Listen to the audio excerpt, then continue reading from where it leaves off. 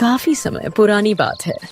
एक आदमी जिसका नाम तूकाराम था, एक दिन वो जंगल के रास्ते से घर की ओर आ रहा होता है। हाय राम, मैं तो बहुत ज्यादा थक चुका हूँ। अब तो मुझसे और नहीं चला जाता। एक काम करता हूँ, थोड़ी देर इस पेड़ के नीचे आराम कर लेता हूँ, फिर घर की ओर निकलूंगा। ऐसा कहकर तूकाराम उसी पेड़ के नीचे आराम करने बैठ जाता है, लेकिन उसे गहरी नींद आ जाती। जब तूकाराम गहरी नींद में सो रहा होता है, तभी उसकी अक्ल और किस्मत दोनों में झगड़ा हो जाता है। अरे एक मैं ही हूँ जिसकी वजह से यह आदमी इतना अमीर और सफल हो पाया है। अगर मैं ना होता ना तो यह आदमी इतना सफल नहीं हो पाता। हाँ नहीं, तू यह बिल्कुल गलत कह रहा है। यह आदमी सफल तेरी वजह से नहीं बल्कि मेरी वजह से है। यह सब जो भी इस आदमी ने हासिल किया है, धन, दौलत, इज्जत, शोहरत, सब मेरी वजह से ही है। अगर मैं ना रहूं तो कुछ भी ना रहे। इसीलिए तू अपनी बड़ाई करना बंद कर।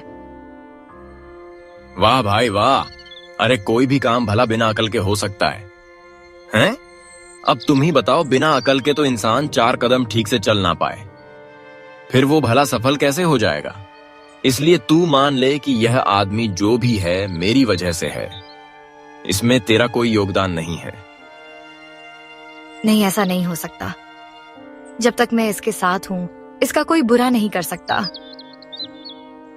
अच्छा तो फिर ठीक है, जब मेरा कोई काम ही नहीं है, मैं इसके कोई काम का ही नहीं हूं, तो मैं इससे दूर चला जाता हूं। सब तू ही कर रही है ना इसके साथ। हाँ तो चल, अब मैं भी देखता हूं कि मेरे बिना यह आदमी आखिर क्या कर लेगा। अब मैं जा रहा हूं उस आदमी को छोड़कर। ठीक है, जैसी तेरी मर्जी। मैं इसमें कुछ नहीं बोल सकती। तुझे इसे छोड़कर जाना है तो जा, मैं इसे खुद अकेले ही संभाल लूंगी। ऐसा कहकर तूकाराम की अक्ल वहां से चली जाती है। थोड़ी देर में तूकाराम की भी नींद खुल जाती है। अरे अरे, ये क्या? ये तो काफी समय हो गया, मुझे तो याद ही नहीं रहा। ओफो, इतनी जोर से नींद लगी कि मैं तो भूल ही गया कि मुझे घर जाना है। तूकाराम घर की ओर निकल पड़ता है। अब तूकाराम के पास सिर्फ उसकी किस्मत थी, अकल ने तो उसका साथ छोड़ दिया था। अजी, आप कहाँ रह गए थे? आज तो काफी देर कर दी आपने। कहीं रास्ते में सो तो नहीं गए थे आप? हाँ भाग्यवान, वो क्या है ना, रास्ते में मुझे जोरों की थकान लग रही थी, तो मैं एक पेड़ की छांव में सो गया था। अच्छा पार्वती, अब मुझे जल्दी से खाने को दे दो, बड़ी जोरों की भूख लग रही है। ठीक है जी, आप मुंह हाथ धो लीजिए, मैं आपके लिए खाना लेकर आती हूँ। तूकाराम और उसकी पत्नी एक अच्छा जीवन गुजार रहे थे। दोनों धन धान्य से काफी संपत्ति थे, लेकिन जैसे ही तूकाराम की अकल गई, तूकाराम आलसी होने लगा। उसका किसी काम में मन नहीं लग रहा था।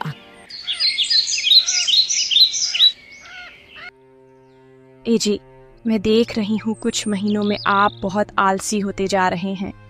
आपका किसी काम में मन नहीं लग रहा।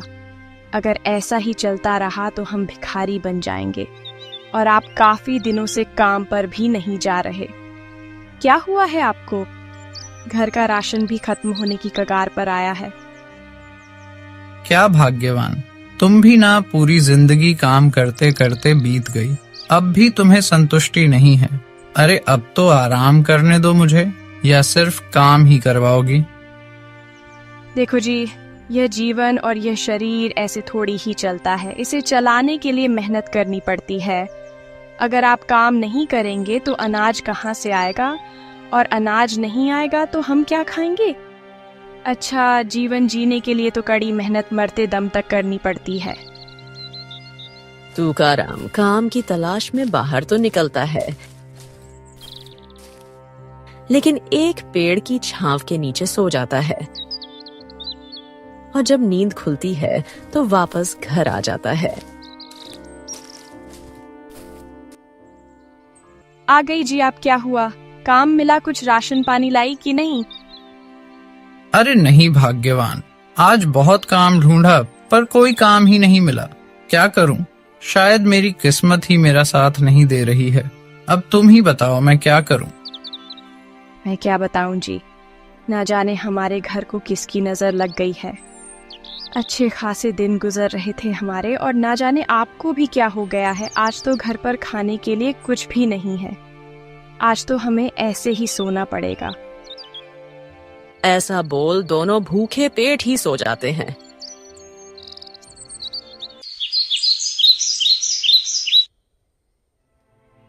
अजी सुनो। हाँ भाग्यवान, कहो।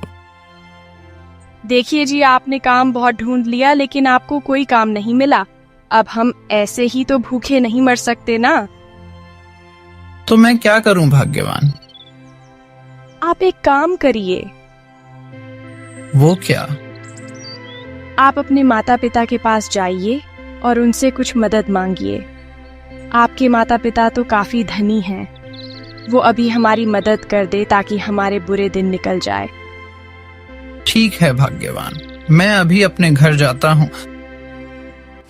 यह कहकर तुकाराम अपनी माँ के घर जाता है।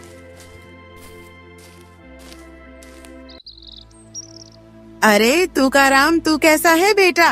और आज तुझे इस बुढ़िया की याद कैसे आ गई? बड़े दिनों बाद आया है। इधर आ, मेरे पास बैठ। मेरी तो आंखें तरस गईं तुझे देखने के लिए। और मेरी बहू कैसी है? उसे अपने साथ नहीं लाया। अरे माँ, ठीक है तुम्हारी बहू बिल्कुल ठीक है।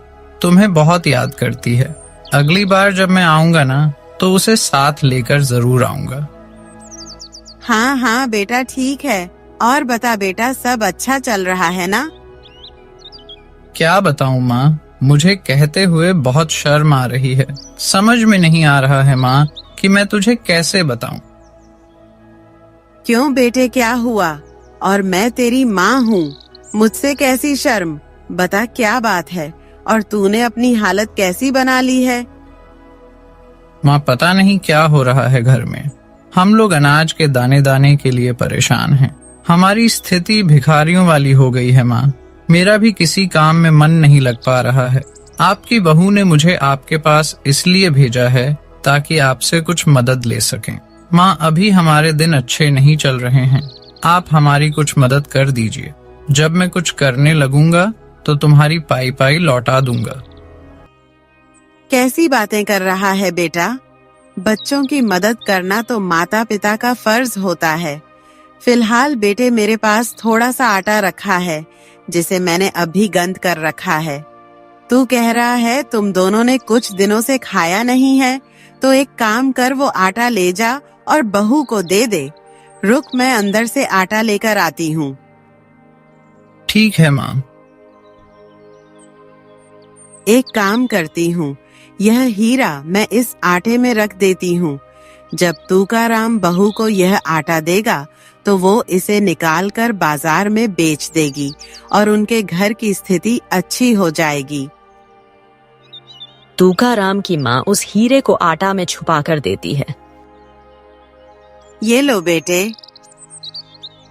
ठीक है माँ, मैं चलता हूँ।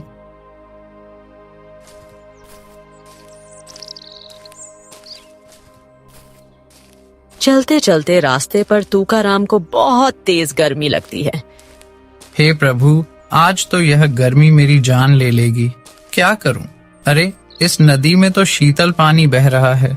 एक काम करता हूँ, थोड़ी देर इसी में डुबकी लगाकर अपनी गर्मी मिटा लेता हूँ। तुकाराम ने आटा की थैली नदी के किनारे रखी और नदी में नहाने लगा। जब तुकाराम नहा रहा था तभी एक मछली की नजर उस हीरे पर पड़ गई, जिसे मछली ने एक ही झटके में निगल लिया। मजा आ गया नदी के ठंडे ठंडे पानी में नहाकर। अरे ये क्या, इस थाली में तो आटा था, कहाँ गया? अरे अरे, किसने चुरा लिया मेरा आटा? अरे बड़ी मुश्किल से तो कुछ आटा मिला था, ना जाने वो भी किसी ने चुरा लिया। तूकाराम उदास मन से अपने घर पहुंचता है। आ गए जी आप, लाइए। क्या दिया है तुम्हारी माँ ने? कुछ तो जरूर दिया होगा। अच्छा हुआ आप जल्दी आ गए, वरना मैं तो भूख से बेहोश होने वाली थी। अरे क्या हुआ, कुछ बोलते क्यों नहीं? तूकाराम अपनी पत्नी को सारी बात बताता है। यह क्या हो गया? तुम्हारी अकल क्या घास चरने गई है? तुम घर पर आकर नहीं नहा सकते थे? इतनी भी क्या गर्मी लग रही थी तुम्हें? पहले ही हम इतने दिनों से परेशान हैं, अब कर भी क्या सकते हैं। चलो आज फिर भूखे ही पेट सो जाओ। सुबह होती है।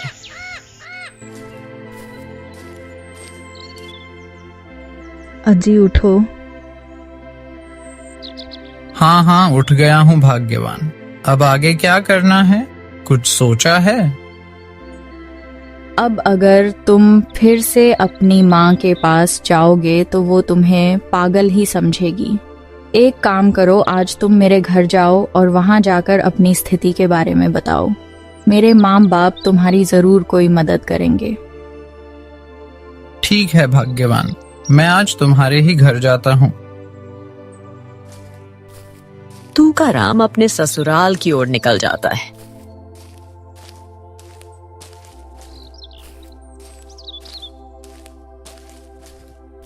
अरे आओ आओ तूकाराम, आज कैसे आना हुआ? काफी दिनों के बाद आए हो और पार्वती को नहीं लाए साथ। नहीं नहीं ससुर जी, आपकी बेटी नहीं आई, मैं ही आया हूँ। अरे कोई बात नहीं बेटे, यह भी तो तुम्हारा ही घर है। और बेटा, घर में सब बढ़िया है ना?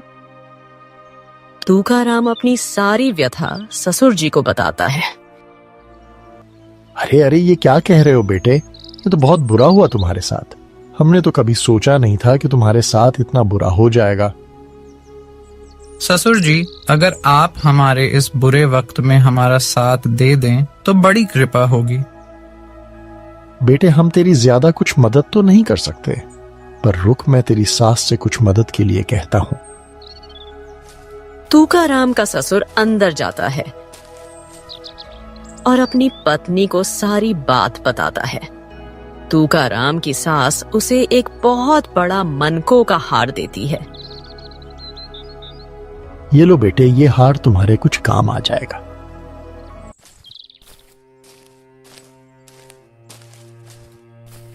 तूकाराम जंगल के रास्ते उस हार को हाथ में लटकाए जा रहा था। अरे ये क्या दे दिया इन लोगों ने मुझे? अब मैं इस मनके के हार का क्या करूं? अरे कुछ चावल, आटा, दाल या रुपए पैसे देते तो मेरे कुछ काम भी आते। अब मैं इस हार को गले में डालकर घूमूं क्या? ओहो, ये क्या? हीरो का हार? काफी दिनों के बाद ये हीरो का हार मुझे दिखा है। इसको तो मैं लेकर ही रहूंगा।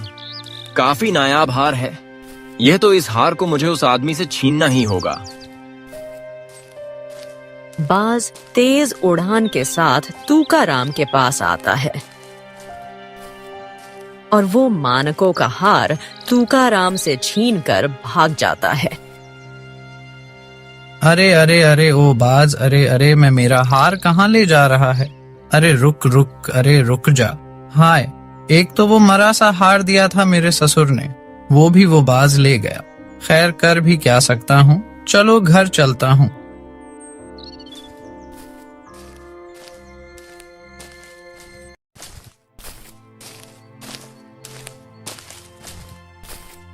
तुकाराम घर पहुंचता है। आ गए जी आप। मुझे तो आप आज भी खाली हाथ ही लग रहे हैं। क्या हुआ? क्या आपको मेरे माँ बाप ने कुछ नहीं दिया, या फिर आज फिर रास्ते में ही गवाह आए? दिया तो था भाग्यवान, एक मनकों का माला दिया था, लेकिन आज फिर वही हुआ। वो मनकों का माला आज फिर एक बाज मुझसे छीन कर लेकर चला गया और मैं कुछ नहीं कर सका, देखता रह गया। मुझे माफ कर दो भाग्यवान, मुझे माफ कर दो। तुमसे कुछ भी नहीं हो सकता, हम तो भूखे ही मरेंगे ना। जाने क्या होगा तुम्हारी अक्ल को। सो जाओ अब भूखे, और क्या, तुम भी मरो और भूखे मुझे भी मारो।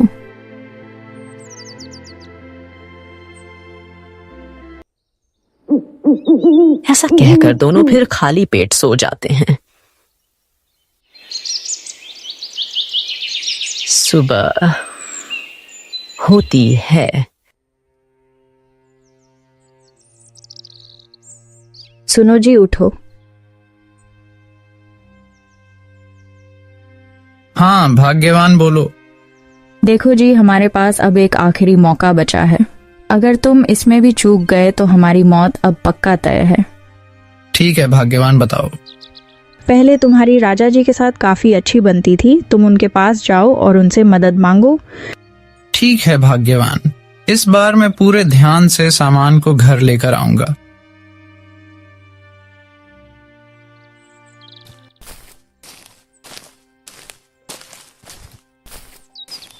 तुकाराम राजा जी के पास आता है।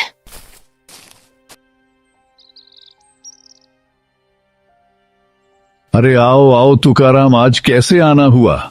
आजकल तो तुम ईद के चांद हो गए हो, देखते ही नहीं।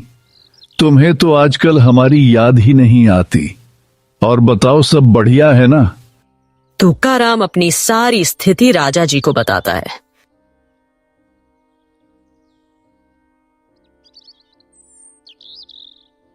ये क्या कह रहे हो मित्र तुम?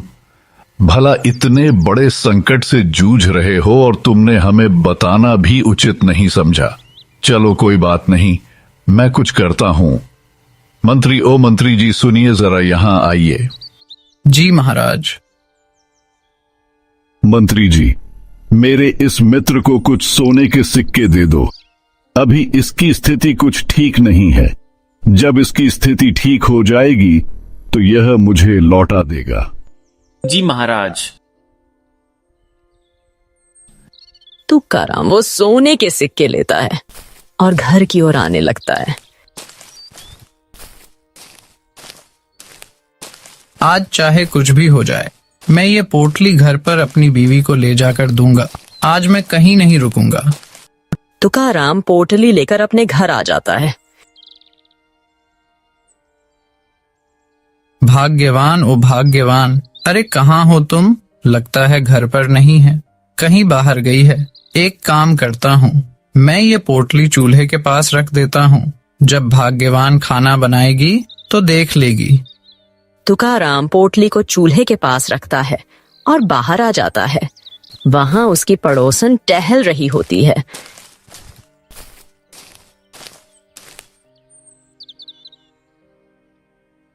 तुकाराम भैया, कैसे हैं आप?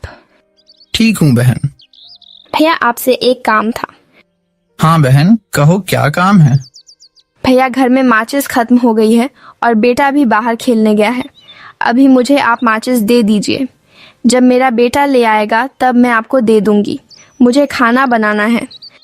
बहन, मैं अभी बाहर से आया हूँ और बहुत थक गया हूँ। एक काम करो, माचिस चूल्हे के पास रखी है, तुम जाओ और जाकर खुद ही ले लो। ठीक है भैया। पड़ोसन रसोई में जाती है जहां उसे वो सोने के सिक्कों वाली पोटली मिलती है। पड़ोसन देखती है ना ताव सीधा झपट्टा मारती है और पोटली चुरा लेती है और दबे पांव अपने घर आ जाती है। आ गए जी आप। आज तो मुझे उम्मीद है कि आप खाली हाथ नहीं आए होंगे। नहीं नहीं भाग्यवान, आज मैं खाली हाथ नहीं आया। 2 बार गलती हो गई है, तीसरी बार बिल्कुल नहीं। तुम समझाओ, रसोई में चूल्हे के पास कुछ रखा है।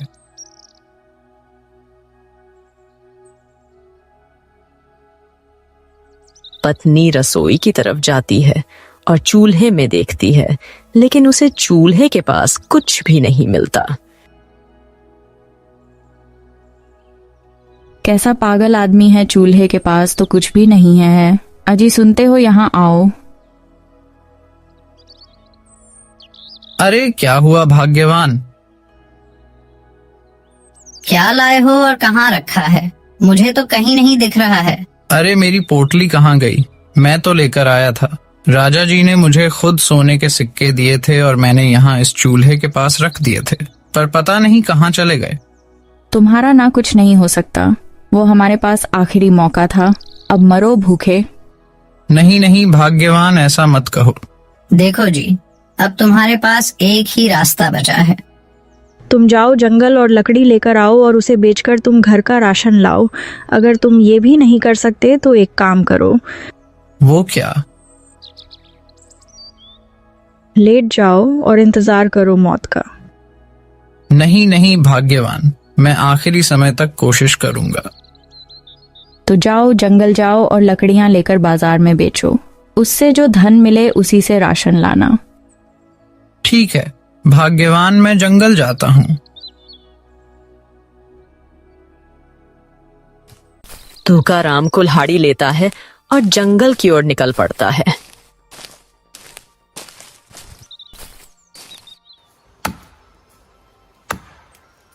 काफी देर लकड़ियां काटते काटते उसे थकान होने लगती है। मैं तो बहुत थक चुका हूँ। एक काम करता हूँ, थोड़ी देर इस पेड़ के नीचे आराम कर लेता हूँ।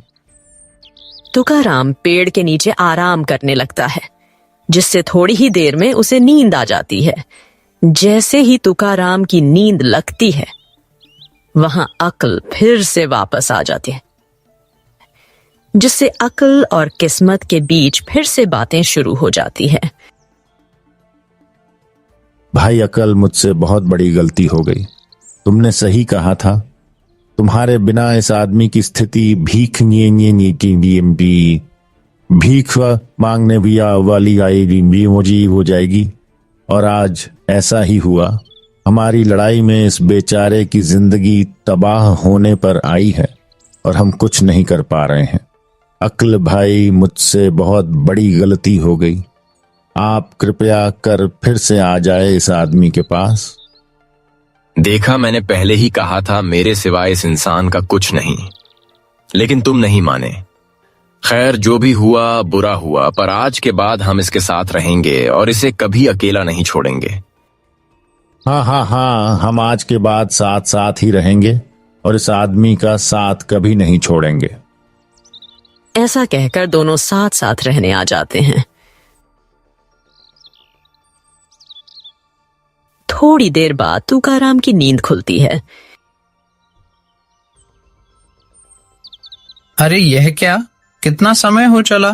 अब मैं कब लकड़ियां काटूंगा, कब बाजार लेकर जाऊंगा और कब उसे बेचूंगा। अरे मेरी तो नींद ही लग गई थी। अब मुझे जल्दी जाना होगा।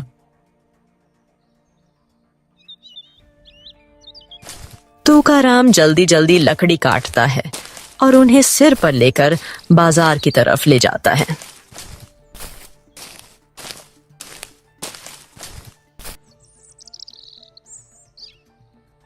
भाई, क्या तुम ये लकड़ियां बेचोगे? हाँ भाई, ये लकड़ियां मैं बेचने के लिए ही लाया हूँ। भाई वो सब तो ठीक है, मुझे लकड़ियों की जरूरत भी थी, लकड़ियां खरीदनी भी थी। तो क्या हुआ भाई? तुम लकड़ियों को लो, क्या दिक्कत है? भाई वो क्या है ना, अभी मेरी एक भी बोहनी नहीं हुई है। सुबह से मेरी एक भी मछली नहीं बिकी। अगर मेरी कुछ मछलियां बिक जाए तो मैं यह लकड़ी खरीदूं। भाई वैसे एक काम कर सकते हैं। वो क्या? तुम ये सारी मछलियां ले जाओ और मुझे यह लकड़ियां दे दो। तुम्हारे घर पर तुम्हारे बीवी बच्चे खा लेंगे। हाँ, यह कह तो ठीक रहा है। वैसे भी मेरी पत्नी और मैंने कितने दिनों से कुछ खाया नहीं है। क्या सोच रहे हो भाई? अरे कुछ नहीं भाई, मैं ये मछलियां ले लेता हूँ, लेकिन मैं मछलियां खुद छांट कर लूंगा। ठीक है भाई, तुम खुद ही छांट लो मछलियां। जो भी मछलियां तुम्हें ठीक लगे तुम उठा लो। ये बड़ी मछली ठीक है, इससे सबका पेट भर जाएगा। भाई ये बड़ी मोटी और बड़े पेट वाली मछली दे दो। ठीक है, ले जाओ। तुकाराम वह बड़ी मछली लेकर घर की तरफ चल पड़ता है। रास्ते भर वह सोचता रहता है कि आज घर में कुछ तो अच्छा बनेगा, पत्नी खुश हो जाएगी, बच्चों का भी पेट भर जाएगा। आज तो भाग्यवान बहुत खुश होगी, कम से कम आज तो भूखे नहीं सोना पड़ेगा। तुकाराम घर पहुंचता है। अरे ये क्या, आज लकड़ी नहीं लाए? ये हाथ में क्या है? भाग्यवान, देखो आज मैं तुम्हारे लिए क्या लाया हूँ। बहुत बड़ी मछली है, आज अच्छे से पकाना। सच में? आज तो मजा आ जाएगा। ठीक है, मैं अभी इसे साफ करके बनाती हूँ।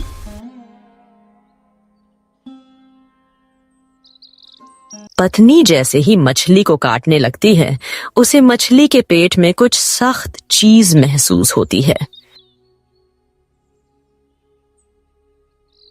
अरे ये क्या है? इसके पेट में कुछ है। क्या हुआ भाग्यवान? जरा देखो तो सही। तुकाराम मछली के पेट से वह चीज निकालता है। वह एक चमकता हुआ हार होता है। अरे ये तो सोने का हार लगता है। सच में? इतना कीमती हार मछली के पेट में कैसे आया? उसी समय पूरे राज्य में शोर मचा होता है कि रानी का कीमती हार कहीं खो गया है।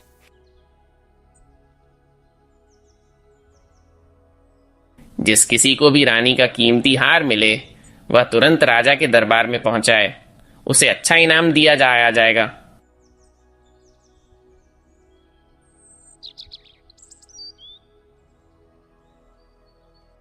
सुनो जी, कहीं ये वही हार तो नहीं? हो सकता है। हमें इसे राजा के पास ले जाना चाहिए। हाँ, सही कह रहे हो। ईमानदारी से लौटाएंगे तो जरूर इनाम मिलेगा। तुकाराम वह हार लेकर दरबार की ओर निकल पड़ता है।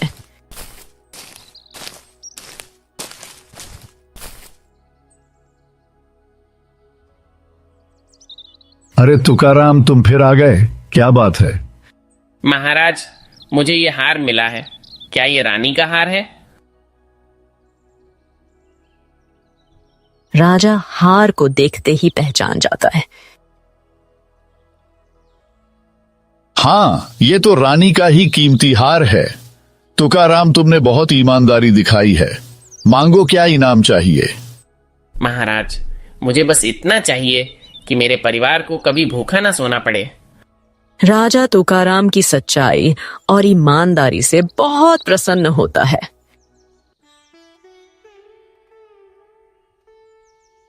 आज से तुम्हें हमारे खजाने से हर महीने राशन और धन दिया जाएगा और तुम्हें राज्य का मुख्य लकड़ी व्यापारी भी नियुक्त किया जाता है। ऐसा कहते ही तुकाराम की किस्मत बदल जाती है। अब अक्ल और किस्मत दोनों उसके साथ थे और वह अपने परिवार के साथ खुशी खुशी रहने लगा।